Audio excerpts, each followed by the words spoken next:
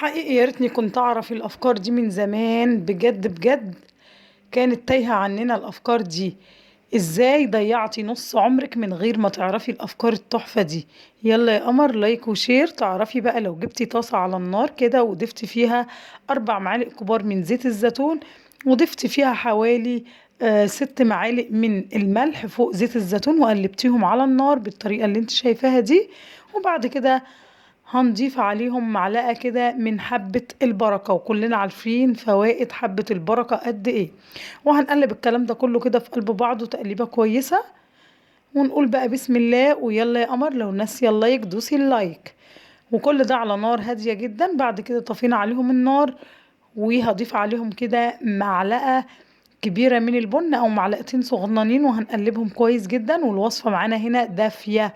هنجيب بقى كمامة ونقصها، واول ما نقص الكمامه هنفتحها كده، وهنضيف فيها بقى الخليط اللي احنا حضرناه ده. وعايزه اقول لكم ده مسكن للالام بجد تحفه، والالام المفاصل والخشونه الركبه واي مكان في الجسم بيوجعك كده عملتي مسكن ببلاش. ويلا بينا على الوصفه التانية. تعرفي بقى ان الوصفة التانية دي حلوة جدا وهتبهرك قوي. يلا بينا نشوف بقى الفكرة التانية. عايزة اقولك الفكرة دي هتبهرك جدا جدا. هتجيبي بقى البوتاجاز كده وتولعي عيون البوتاجاز، وبعد كده هترشي عليه ملح وتسيبي العيون شغالة شوية. وهتجيبي بقى ازازة الخل بتاعتك بعد ما تطفي النار، وترشي رشة كده صغيرة من الخل فوق الملح.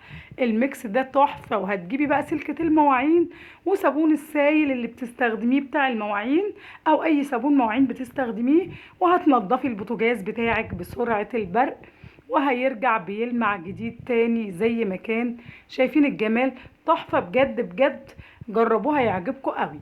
ويلا بينا بقى نرجع عيون البوتاجاز زي ما كانت. طبعا انا نضفته بقماشة مبلولة مية، وبعد كده قماشة ناشفة خالص، وولعت بقى عيون البوتاجاز تاني. ما شاء الله، شايفين الجمال؟ يلا بينا بقى على وصفة رقم 2.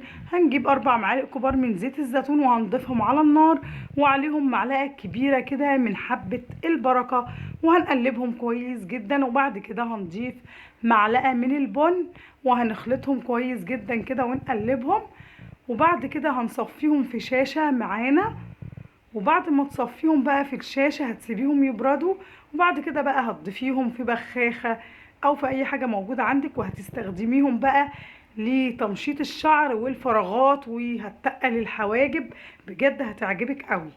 يلا بينا بقى. تعرفي ان انتي لو خلطتي السكر مع القهوة ايه اللي هيحصل؟ انا هقولك دلوقتي ايه اللي هيحصل. ليه احنا هنضيف السكر مع القهوة؟ بجد بجد ضاع نص عمرك لو ما جربتيش الوصفة دي بالذات. تحفة. هتجيبي معلقة سكر على معلقة بن، هتخلطيهم كويس جدا مع بعض، وهتضيفيهم في طبق او في بولة.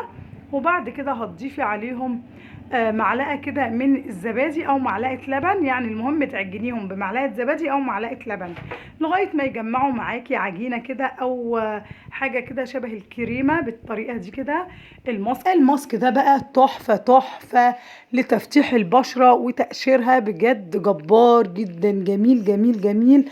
لما تكوني بقى خارجة وراكي فرح هتعملي الوصفة دي: بن وسكر ومعلقة لبن معلقة زبادي الموجود عندك، واخلطيهم ببعض.